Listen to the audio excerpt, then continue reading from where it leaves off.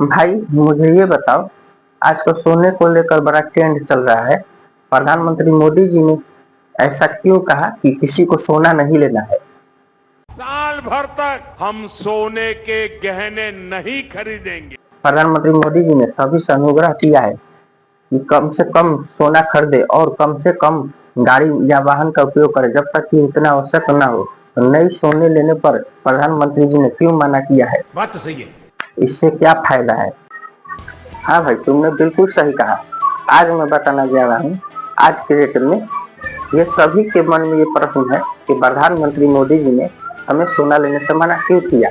आखिर हमारे सोना खरीदने से देश को क्या नुकसान हो सकता है और केवल हमारे ना खरीदने से देश का क्या फायदा हो सकता है? ये बहुत बड़ी प्रश्न है। तो चलो आज मैं बताता हूँ कि आखिर प्रधानमंत्री ने ऐसा क्यों कहा।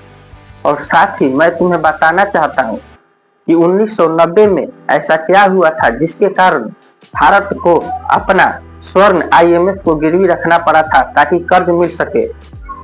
क्योंकि उस समय भारतीय मुद्रा गिरने की वजह से, भारत की जो रुपया थी उसका वैल्यूएशन गिरने की वजह से भारत को कहीं से विश्व में कर्ज भी नहीं मिल पा रहा था। तो उस समय भारत को इतिहास के सबसे बुरे आर्थिक दौर से गुजरना पड़ा था।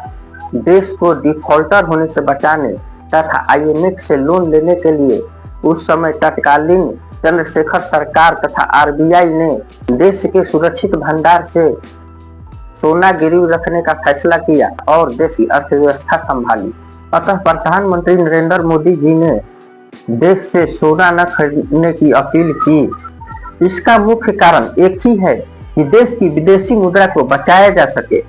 ये मिडिल ईस्ट वार से होते वैश्विक संकट को देखते हुए की गई है। अब बात करते हैं कि विदेशी मुद्रा की कमी से क्या परेशानियां हो सकती है। पहला, महंगाई में भारी उछाल। दूसरा, कच्चे तेल अर्थात पेट्रोल और डीजल का संकट। तीसरा, क्रेडिट रेटिंग गिर सकती है। और चौथा, सबसे बड़ा, देश कर्जे में हो सकता है। इसमें हमें मुख्यतः दो बातें अवश्य जाननी चाहिए। पहला, इससे आम लोगों की जेब पर क्या असर होगा, और दूसरा, 1990 और 91 में गल्फ वार से संकट के बारे में, जब भारत को अपना सोना गिरवी रखना पड़ा। क्योंकि जब देश का विदेशी मुद्रा गिरता है तो भारतीय रुपया कमजोर होता है और इसका सीधा असर देश और वहां की जनता के जेब पर पड़ता है।